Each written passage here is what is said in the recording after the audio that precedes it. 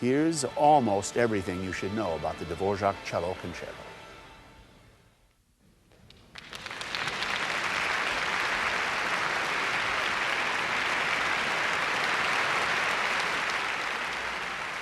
A concerto supposedly is there to show off a soloist's ability to play an instrument. But actually, what makes this one of the great concertos is the solo instrument plays so many different roles in a symphonic structure.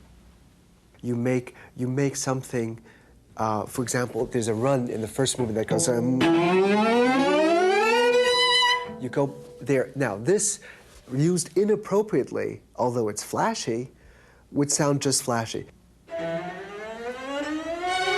By combining a very difficult thing, a passage that gets to a moment of great arrival, you're combining everything together. So it's not show off, it's in fact elation.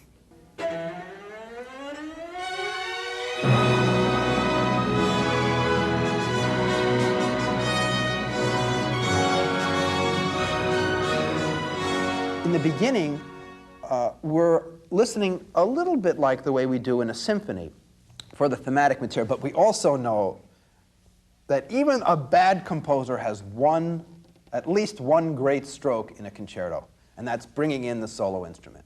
Because everybody's sitting there, you got some famous soloists prepping up there, and no matter what's happening, no matter how beautiful the music is, no matter how absorbed, out of one part of your brain, you think, when is the soloist going to come in? What's going to happen? What are they going to do? And that kind of dramatic jolt is one of the things that animates a concerto. So we get the strings, and then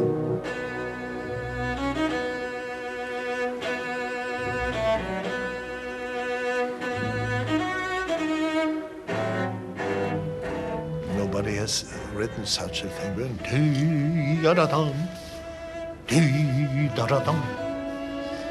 It's also a kind of impatience, how it starts.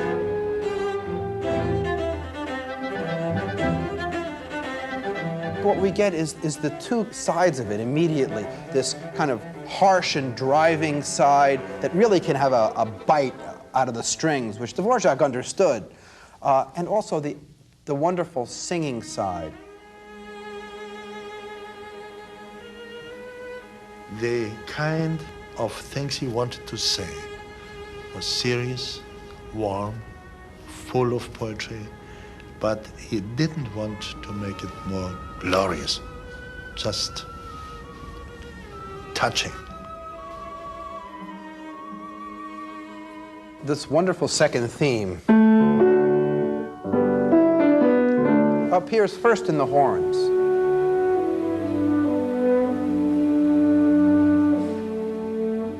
The thing about this melody is the melting of the notes into each other.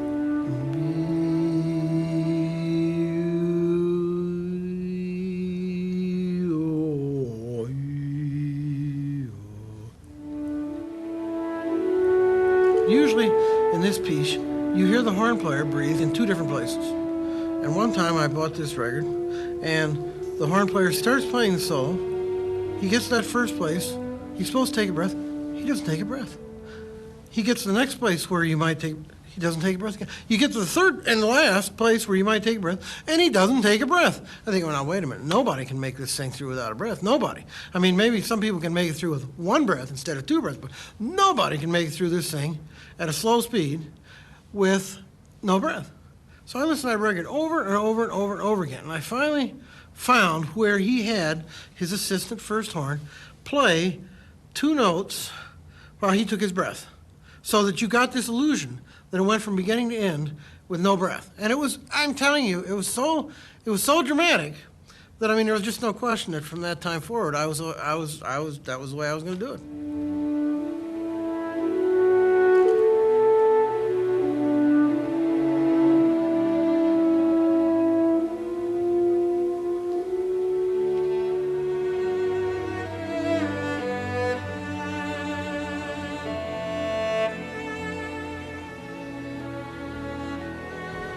The horn makes it poetic.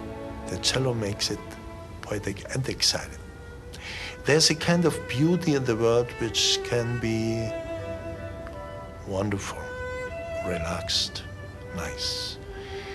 But this is a beauty full of excitement.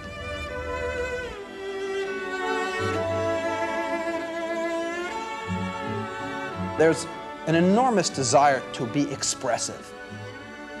This really might have been Dvořák. That's his vocal range, that the cello is Dvořák speaking. And there are biographical elements in the concerto that lead us in that direction. Dvořák fell madly in love with Josefina Čermáková, who he was teaching, proposed to her, and she rejected him and married Count Kaunitz. And he eventually married her sister, Anna. But there is some evidence that he was really deeply, deeply in love with her, in some way, for his entire life. I think it was a part of the strength of this music comes from kind of homesickness. He came here a number of times for a couple of years, and he sometimes left children behind. He loved his house, he loved his home, he loved Bohemia. When he was a young man, he wrote a group of songs called the Cypresses, which was Dvořák's sister-in-law, someone he loved very, very deeply. It was her favorite song. After he finishes the concerto, with a brisk allegro to close, she dies. He changed the whole ending of the last movement. And in the very last thing that he writes, like I would say maybe 40 seconds before the end, the cello plays with the solo violin, the concertmaster plays this theme.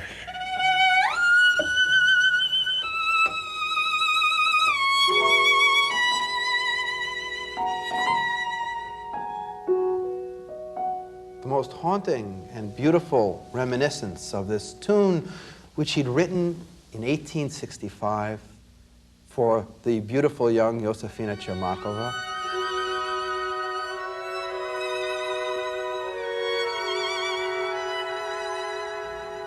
In the manuscript, apparently he wrote, "For those that know me, they would understand.